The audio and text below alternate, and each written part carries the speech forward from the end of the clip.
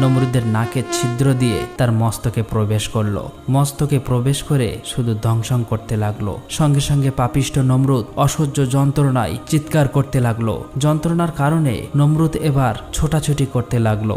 যন্ত্রণায় অস্থির হয়ে নমরুদ পাগলের মতো ছটফট করছিল। এই অবস্থা থেকে মুক্তি পাবার কোনো উপায় খুঁজে না পেয়ে নমরুদ তার নিজের পায়ের জুতা খুলে নিজের মাথায় মারতে আরম্ভ করলো। এতে কিছুটা স্বস্তি পেল। নমরুদের মাথায় জুতা মারলেই এই ন্যাংরা মশা কামড়ানো বন্ধ করে রাখত।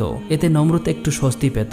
কিন্তু যখন তার মাথায় জুতা মারা বন্ধ করলো তখন ওই মশা আবারও কামড়ানো শুরু করলো। নমরুদ তখন নিজের জুতা দিয়ে নিজের মাথায় মারতে আরম্ভ করে। এটা দেখে মশাও কামড়ানো বন্ধ করে দেয়। পরের দিন থেকে নমরুদ তার মাথায় জুতা মারার জন্য একজন কর্মচারী নিযুক্ত করলো। তাকে বলে দিল সে যেন সর্বক্ষণ নমরুদের মাথায় জুতা মারে। জুতা ছাড়া অন্য কিছু দিয়ে মাথায় মারলে মশা কামড়ানো বন্ধ হতো না। জালেম পাপিষ্ঠ নমরুদের উপযুক্ত শাস্তি এটাই। তাফসীরকারকদের মতে এভাবেই পাপিষ্ঠ নমরুদ 400 বছর ধরে তার মাথায় জুতা পেটা করেছে এবং মশা ধ্বংসন করেছে। এদিকে নমরুদের সেই কর্মচারীটি নমরুদের মাথায় জুতা মারতে মারতে ধৈর্য হারা হয়ে গিয়েছিল। কতই বা জুতা পেটা যায়, এক মুহূর্তের জন্য তার জুতা মারা বন্ধ করতে দিত না। এভাবেই আর কত মাথায় জুতা মারা যায়। এক মুহূর্ত জুতো মারা বন্ধ করলে পাপিষ্ঠ নমরুদের চিৎকার চেঁচামেচিতে চারিদিকে হুল্লোড় শুরু হয়ে যায় এবং কর্মচারীকে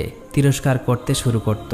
এতে কর্মচারীর মনে নমরুদের প্রতি রাগ সৃষ্টি হলো। একদিন ওই কর্মচারীটি নমরুদের মাথায় জুতা মারতে মারতে কিছুক্ষণের জন্য বন্ধ করেছিল।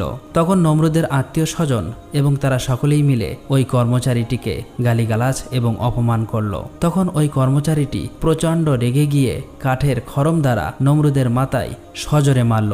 জুতার এই আঘাতে নমরুদের মাথা দুই ভাগে ভাগ হয়ে গেল। সেখানে থাকা সকলেই লক্ষ্য করলো যে নমরুদের মাথার ভিতরের রক্ত, মাংস, মগজ সবই খেয়ে ফেলেছে।